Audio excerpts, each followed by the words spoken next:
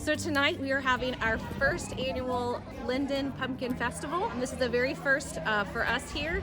A long time ago, when Hayes was built, they used to have this ginormous fall festival. And in our first PTO meeting this school year, we had over 30 parents join us and teachers. This excitement and their memory of their love of the Fall Fest when they were students at Hayes, and they wanted to bring that back for their own children who now go to Linden.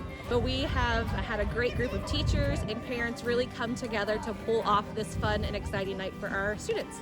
One thing that I love about Lindenwold and at Linden Elementary is the huge pride of community here. You know, every day we say I'm Hamilton proud and I have Linden pride, and that is evident throughout the entire community. And being able to partner with our community partners, we have students here from the high school Astro Student Council volunteering. We have members of one church from the community volunteering to help us pull this off tonight.